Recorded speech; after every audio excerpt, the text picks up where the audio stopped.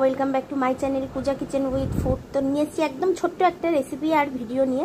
তো ভিডিওটাও খুব ছোট। তো দেখো, প্রথমে কড়াই দিয়ে দিচ্ছি তেল। আর চিংড়ি মাছের মাথা আমি কিন্তু ফেলি না, আমি সবসময় এইভাবে রান্না করে থাকি। তো দিয়ে দিলাম একটু বেশি করে রসুন, আর তারপরে দিয়ে দিচ্ছি দেখো শুকনো লঙ্কা।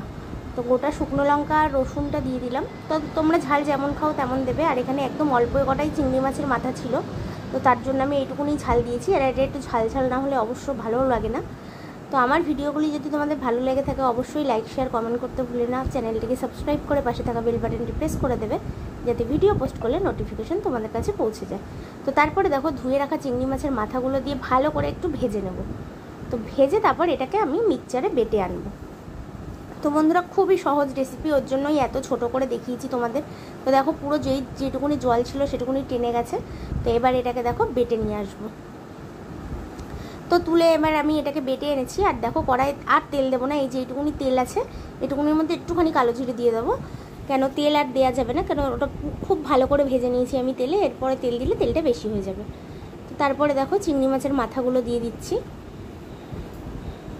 এই দেখো, চিংড়ি মাছের মাথা বাটা কয়টুকুনি হয়েছে। তো বেশি চিংড়ি মাছ থাকলে মাথাটাও বেশি হবে, তো বাটাটাও বেশি হবে। আমার কাছে তাও এখানে 500 মতো চিংড়ি মাছ, তার মাথা, তাও সেটাকে ধুয়ে পরিষ্কার করতে করতে এইটুকুনিতে এসে দাঁড়িয়েছে।